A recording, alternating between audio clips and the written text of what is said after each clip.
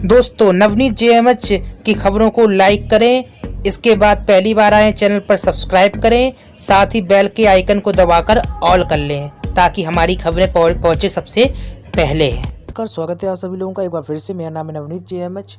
उत्तर प्रदेश में जो है आंगनबाड़ी कर्मियों की भर्तियां की जानी है, इसको लेकर जो है तैयारियां शुरू हो गई हैं और अलग अलग जनपदों से खबरें निकल कर आ रही हैं। अब बहुत सारे लोग ये है पूछ रहे हैं कि उनके जनपदों में वैकेंसी आई है या फिर नहीं। हम लगातार जैसे ही जिस जनपद में वैकेंसी की सूचना प्राप्त होती है उस जनपद का नाम रोजाना बता रहे हैं। अगर आप लोगों का जनपद सम्मिलित होगा तो आपको रोजाना खबरें देखनी चाहिए और आपको इसी खबर में जो है आपको जानकारी मिल जाएगी। अब देखिए, आज जो है मुरादाबाद से खबर बता रहे हैं। मुरादाबाद उत्तर प्रदेश से ये खबर है। यहाँ पर वैकेंसी को लेकर एक न्यूज आ रही है, आइए बताते हैं आपको। आंगनबाड़ी कार्यकर्ता और सहायिकाओं के पद पर नियुक्ति की राह देखने वाली महिलाओं के लिए खुशखबरी है। 1000 से अधिक आंगनबाड़ी कर्मचारियों की भर्ती प्रक्रिया जो है शुरू हो गई है। ये बड़ी खबर है। चयन समिति के गठन के बाद इसी सप्ताह रिक्तियों के लिए आवेदन मांग लिए जाएंगे, यानी कि इसी हफ्ते जो है आवेदन प्रक्रिया शुरू हो जाएगी और इसके बाद आरक्षण तय होकर मेरिट के हिसाब से भर्ती होनी है। आपको बता दें, डीएम राकेश कुमार सिंह को 6 सदस्यीय चयन समिति का गठन करना है। चयन के समय कम से कम 4 सदस्यों का होना आवश्यक है। जिला कार्यक्रम अधिकारी अनुपमा सांडिल ने बताया कि अपर मुख्य सचिव एस राधा चौहान का आदेश मिला है। बाल विकास परियोजना कार्यक्रम के अंतर्गत आंगनबाड़ी मिनी और सहायिकाओं की मानदेय के आधार पर नियुक्ति करने के लिए कहा गया है। हमने नियुक्ति की प्रक्रिया शुरू कर दी है। जिला अधिकारी के चयन समिति बनाते ही नियुक्ति आवेदन मांगे जाएंगे। नियुक्ति के लिए यह शर्त होगी कि आवेदन करने वाली उसी ग्राम और वार्ड की रहने वाली हो। ये लगातार हम आपको ही बताते रहे हैं, तो ये नियम होना चाहिए जहाँ के लिए वह नियुक्ति चाहती है। एक से अधिक आवेदकों से आने पर जो है मेरिट के आधार पर नियुक्ति होगी। इसमें हाई स्कूल, इंटरमीडिएट और स्नातक के अंकों पर विचार होगा। नियुक्ति के दौरान आरक्षण व्यवस्था का पालन होगा। गरीबी रेखा से नीचे जीवन यापन करने वाले आवेदकों का चयन जो है प्राथमिकता के आधार पर होगा। इसके अलावा सक्षम अधिकारी का प्रमाण पत्र आवेदन करने वाली महिला को देना होगा। 62 वर्ष की आयु पूरी होते ही सेवा समाप्त हो जाएगी। ये दुख की बात है, क्योंकि आंगनबाड़ी कर्मियों का जो है ताज़ा मामला जो है चल रहा है। इसके बावजूद भी सरकार ने स्पष्ट तौर पर जो शासनादेश जारी किया था उसमें कहा था कि 62 वर्ष में जो नई कर्मियों की भर्ती की जा रही है उनकी सेवा स्वतः समाप्त हो जाएगी। इसी के साथ ही आपको बता दें, यदि किसी गांव या वार्ड में पात्र आवेदक नहीं मिले तो आसपास से मांगे जाएंगे, यानी कि पात्रता की श्रेणी नहीं पाई जाती है तो आसपास के ग्रामीण इलाके हैं या फिर वार्ड हैं तो वहाँ से भी चुनाव कर लिया जाएगा। प्रतापगढ़ से अगली दूसरी बड़ी खबर निकल कर आ रही है। अब आंगनबाड़ी केंद्रों पर विभिन्न योजनाओं का लाभ लेने वाले लाभार्थियों का पूरा डाटा मिल सकेगा। बाल विकास विभाग 1 अप्रैल से सामाजिक अंकेक्षण योजना लागू करने जा रहा है। नरेगा योजना के बाद दूसरा महिला बाल विकास विभाग होगा जो सामाजिक अंकेक्षण कराने जा रहा है। विभाग के शासन सचिव जो हैं डॉक्टर के पाठक ने बताया कि पायलट प्रोजेक्ट के फिलहाल उदयपुर सहित 12 जिलों को शामिल किया गया है। प्रदेश के हर आंगनबाड़ी केंद्र पर हर लाभार्थी का डाटा दिखे, यह प्रयास विभाग 1 अप्रैल से लागू करने जा रहा है। यदि पायलट प्रोजेक्ट सफल रहा तो आने वाले समय में प्रतापगढ़ जिले को भी इसमें जोड़ा जाएगा। आपको बता दें, प्रतापगढ़ में करीब 1214 आंगनबाड़ी केंद्र हैं और इन पर करीब 96,000 बच्चे और महिलाएं लाभान्वित हो रहे हैं। बाल विकास सेवाओं के निदेशक डॉक्टर प्रतिभा सिंह ने बताया कि मुख्यमंत्री ने वित्त एवं विनियोग विधेयक पर चर्चा के दौरान आंगनबाड़ी केंद्रों पर दी जा रही सेवाओं की पारदर्शिता, गुणवत्ता सुनिश्चित करने के लिए पायलट आधार पर, सामाजिक आधार पर अंकेक्षण की आवश्यकता जताई थी। अब सवाल आता है कहां कौन कौन जनपद शामिल किए गए हैं। फिलहाल इन 12 जिलों को सम्मिलित किया गया। पायलट प्रोजेक्ट के तहत फिलहाल उदयपुर के अलावा राजसमंद, जयपुर, जोधपुर, अलवर, करौली, सिरोही, बारां, अजमेर, बाड़मेर, जालौर और बीकानेर जिले को सम्मिलित किया गया। अगर इन जिलों में यह प्रोजेक्ट सफल रहा तो इसे प्रदेश भर में लागू कर दिया जाएगा।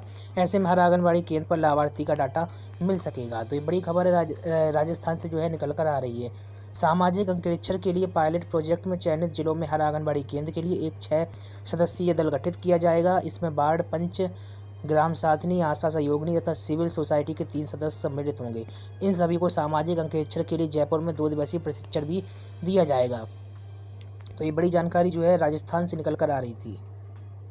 दिशा मध्य प्रदेश से अगली बड़ी खबर है। आंगनबाड़ी में अब बच्चों को नाश्ता और एक समय भोजन मिलना शुरू हो गया है। कोरोना के कारण 22 मार्च से लॉकडाउन लगा था, जिसके बाद जो है केंद्र बंद चल रहे थे। तब से बच्चों को ये भोजन नहीं मिल पा रहा था, लेकिन करीब 10 महीने बाद बच्चों को सुबह का नाश्ता और भोजन मिलना शुरू हो गया है। शासन ने 28 जनवरी से आंगनबाड़ी में भोजन वितरण करने के आदेश जारी कर दिए। इस दौरान जिले के 2200 आंगनबाड़ी में भोजन बंटना शुरू कर दिया गया, जिससे यहाँ बच्चों की चहल पहल बढ़ गई और जिले में ज़्यादातर आंगनबाड़ी में 1 फरवरी से भोजन मिलना शुरू हो गया। इसमें पहले की तरह अब बच्चों को नाश्ते में दलिया, हलवा, उपमा दिया जा रहा है। तो वहीं दोपहर को भोजन में रोटी, सब्जी, कढ़ी चावल, हफ्ते में 1 दिन खीर पूड़ी भी मिलेगी। गौरतलब हो कि लॉकडाउन के दौरान बच्चों को रेडी टू ईट आहार के नाम पर सत्तू ही मिल रहा था, जो बच्चों के घरों में भेजा जा रहा था।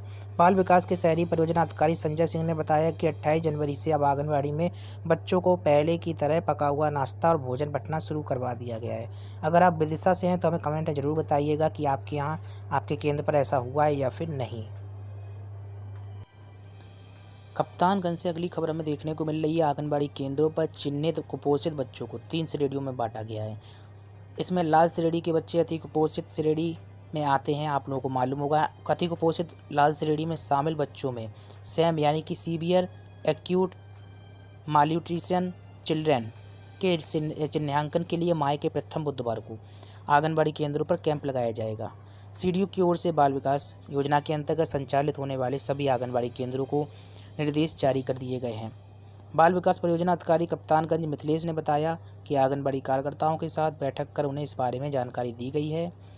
बताया ये भी जा रहा है कि माह के प्रथम बुधवार को सैम बच्चों को चिन्हांकित कर उसकी सूची उपलब्ध कराने की बात कही गई है, जिससे उन्हें एनआरसी में भर्ती कराया जा सके। सैम बच्चे कौन होते हैं वो तो हमने आपको बताया। कुपोषित जो होते हैं, अति कुपोषित बच्चे होते हैं, उनको एनआरसी में भर्ती कराया जाता है। एनआरसी क्या है?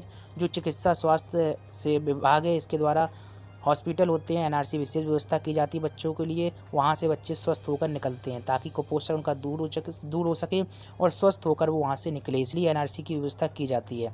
एनआरसी में भेजा जा सके। साथ ही गंभीर रोग से ग्रसित कुपोषित बच्चों में बाल्यावस्था में बीमारी के दौरान खतरा अधिक बढ़ जाता है।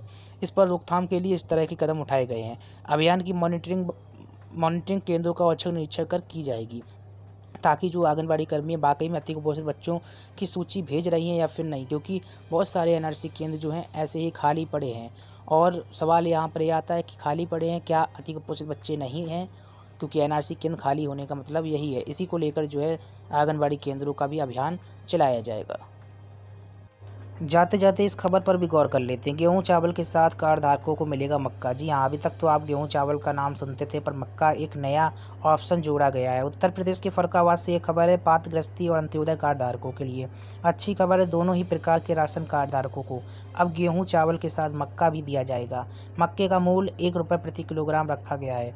अभी तक पात्र गृहस्थी और अंत्योदय कार्ड धारकों को फ्री में चना मुहैया कराया जा रहा था। अब यह फ्री का चना बंद हो चुका है। जिले के सभी कार्ड धारकों को माह फरवरी में नियमित खाद्यान्न का वितरण 5 फरवरी से प्रारंभ कराया जाएगा। यहाँ के जिला पूर्ति अधिकारी ने बताया कि प्रति कार्ड 15 किलो गेहूँ, 15 किलो चावल और 5 किलो मक्का उपभोक्ताओं को उपलब्ध कराया जाएगा। पात्र गृहस्थी प्रति यूनिट 2 किलो गेहूँ, 2 किलो चावल और 1 किलो मक्का उपलब्ध कराया जाएगा। तो मक्का जो है अब नया ऑप्शन देखने को मिल रहा है। तो इसी तरीके से आपको बता दें, दोनों योजनाओं में गेहूं का मूल्य 2 रुपये प्रति किलो, चावल का मूल्य 3 रुपये और मक्का का मूल्य 1 रुपये प्रति किलोग्राम की दर से आपको मिलेगा।